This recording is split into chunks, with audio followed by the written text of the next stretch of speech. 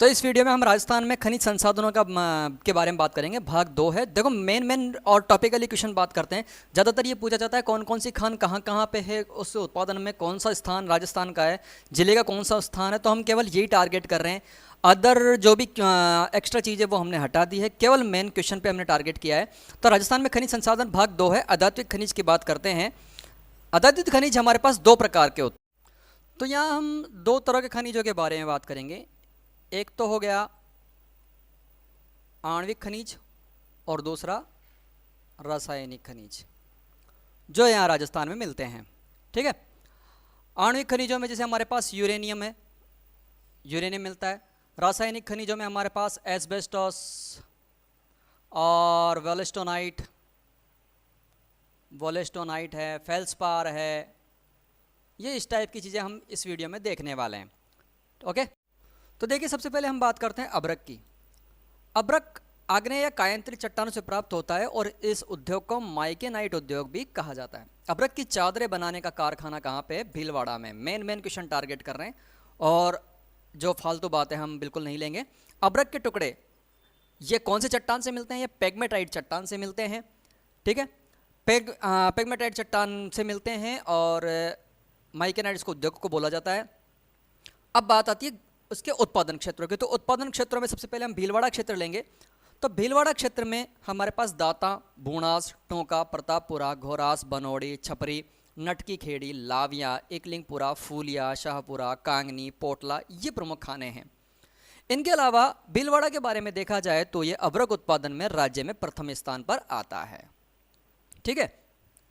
दूसरी बात करते हैं हम अजमेर की। तो अजमेर की बात करें तो अजमेर में देखो कौन कौन से क्षेत्र हैं, हम देख लेते हैं। काला टाकरा, भिनाय, ब्यावर, जालिया, लसानी, चंपानेरी, कलिंजर, रतनपुरा, ये आदि प्रमुख खाने हैं। अजमेर अभ्रक उत्पादन में द्वितीय स्थान पर है। पर अब अजमेर के बारे में अभी तक जो था वो थोड़ा सा डिस्प्यूट था, क्योंकि अब इसमें से एक जिला बाहर निकाल दिया गया है। तो इसमें जो एक जगह है वो बाहर निकाल दी गई है। तो वो देख लेते हैं कौन सी जगह पे है।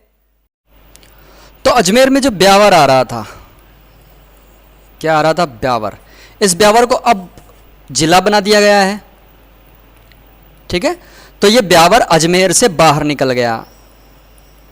अब ब्यावर खुद एक स्वतंत्र रूप से खनन क्षेत्र है, स्वतंत्र खनन क्षेत्र है और ये अजमेर के बाहर है। ब्यावर क्या है? अब एक जिला है। ठीक है। तो इसे हम अजमेर के अंदर नहीं लेंगे, ये अजमेर में नहीं है, अजमेर में नहीं है। ठीक है। इसलिए अजमेर बाहर, यह ब्यावर बाहर निकल चुका है। बाकी सब क्षेत्र ऐसे के ऐसे ही हैं। अब जिला सीमांकन होने के बाद में यदि अगर कोई क्षेत्र बदलता है तो मैं दोबारा वीडियो अपलोड करूंगा, आपकी हेल्प करूंगा। किसी भी प्रकार से आपको कोई नुकसान एग्जाम में नहीं होने दूंगा, ये मेरा दावा है। Thank you. नेक्स्ट जगह है हमारे पास उदयपुर। तो उदयपुर में उत्पादन क्षेत्र कौन कौन से हैं? उदयपुर में सड़वाड़गढ़, भगतपुरा, आमेट, चंपागुड़ा, ये प्रमुख उत्पादन क्षेत्र हैं। इसके अतिरिक्त बूंदी है, टोंक है, डूंगरपुर, जयपुर, सीकर, इनमें भी थोड़ी थोड़ी खाने हैं और हमें अभ्रक मिल जाता है। आगे बात करें यूरेनियम की। तो यूरेनियम बहुत इंपॉर्टेंट है और परमाणु खनिज है। अब इसके बारे में बात करते हैं तो यूरेनियम के बारे में देख लेते हैं कि यूरेनियम का प्रमुख जो एस्क है उसे हम पिच ब्लेंड कहते हैं। साइंस का क्वेश्चन है, कई बार आ जाता है। या सामरस्काइट जो है, ये भी इसका एस्क है। राजस्थान में इसका उत्पादन केवल और केवल भीलवाड़ा में बूनास, उदयपुर में उमरा और सीकर में खंडेला में ही मिलता है। अब बात करते हैं हम एस्बेस्टॉस की। तो एस्बेस्टॉस की जब हम बात करते हैं तो देखो राजस्थान में इसका उत्पादन में एकाधिकार है, राज्य का एकाधिकार है। इसके अलावा ये उत्पादित तो होता है पर बहुत ही माइनर परसेंटेज में उत्पादित होता है। सबसे ज़्यादा राजस्थान में उत्पादित होता है। राज्य में ये दो प्रकार का होता है। तो राज्य में कितने प्रकार का पाया जाता है? राज्य में केवल एम्फीवाल प्रकार का एस्बेस्टॉस ही पाया जाता है। इसे मिनरल सिल्क भी कहा जाता है। मिनरल सिल्क इसे कहा जाता है क्योंकि इसको रुई की तरह इसके रेशे अलग अलग कर सकते हैं। किसकी तरह? रुई की तरह। और इसकी प्रमुख खानों की बात करें तो प्रमुख खानों में उदयपुर में ऋषभदेव जी हैं, सलूम्बर है और खेरवाड़ा है। उदयपुर के अलावा डूंगरपुर, भीलवाड़ा, पाली, अजमेर और राजसमंद में भी ये खनिज पाया जाता है। अब बात करते हैं केमिकल की, तो फेल्सपार है। फेल्सपार की बात करें तो अब्रक का सह उत्पाद है, यानी जहाँ जहाँ अब्रक निकलती है वहाँ वहाँ फेल्सपार कुछ मात्रा में निकलता है, सभी जगह नहीं निकलता, कुछ खानों में ही ऐसा होता है। अजमेर का जो मकरेरा है राज्य में इसका सर्वाधिक उत्पादन करता है। अजमेर जिले का मकरेरा क्षेत्र राज्य में प्रथम स्थान पर है।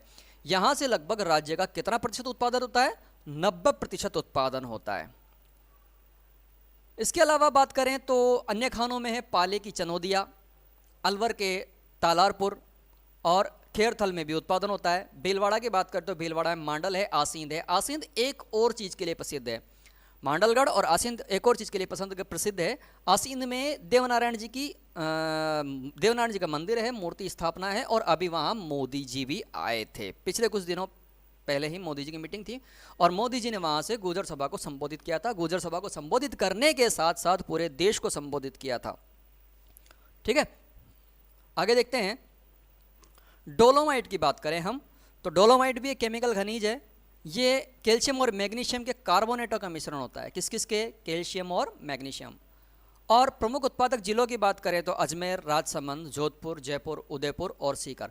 जगह हम इसलिए नहीं लिख रहे हैं क्योंकि बहुत माइनर केस में उत्पादित होता है, तो ऐसी कोई जगह का इसमें से क्वेश्चन बनता नहीं है कि किस जगह से बनता है, क्योंकि लगभग 0.1% हर खान से उत्पादित होता है, सह उत्पाद ही मिलता है, दूसरे के साथ साथ मिलता है, तो इसलिए जगह इतनी इंपॉर्टेंट नहीं है। हमें कल जगह डिस्ट्रिक्ट याद रखने हैं कि अजमेर, राजसमंद, जोधपुर, जयपुर और उदयपुर और सीकर है। और अब बात करते हैं वॉलेस्टोनाइट की। तो वॉलेस्टोनाइट की जब हम बात कर रहे हैं तो इस खनिज में राज्य का इस खनिज में भी एकाधिकार है। सर्वाधिक उत्पादन पाली जिले में होता है। अन्य की बात करें तो अन्य खाने जो हैं वो सिरोही में बोलका और खिल्ला है, डूंगरपुर की बड़वासा है, दाड़ है, नांदली है, और अजमेर की बात करें तो रूपनगर है। ये इसकी प्रमुख खाने हैं। अब आगे आ जाते हैं हम चूना पत्थर। तो चूना पत्थर हमारे यहाँ 3 प्रकार का मिलता है। चूना पत्थर कितने प्रकार का मिलता है? 3 प्रकार का। ये अवसादी चट्टानों से प्राप्त होता है।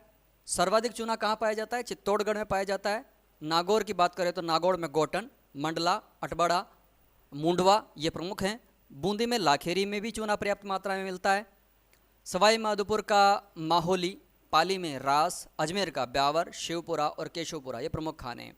सिरोही की बात करें तो सिरोही में थेरीबड़ी से पिंडवाड़ा तक खूब भंडार मिले हुए हैं। कोटा में मोडक और रामगंज, बांसवाड़ा में तलवाड़ा और कलिंजरा, सीकर में पाटन और मंडावा ये प्रमुख खाने हैं। जयपुर की बात करें तो जयपुर में डाबला, नारायणा और जैसलमेर में सोनू या सानू, जिसे सोनू या सानू के नाम से एक पत्थर भी आता है जिसे हम सानू का पत्थर कहते हैं। और देखो जोधपुर और नागौर की खान से प्राप्त होने वाली जो चूना पत्थर है वो केमिकल ग्रेड का है। जोधपुर और नागौर से केमिकल ग्रेड का चूना मिलता है।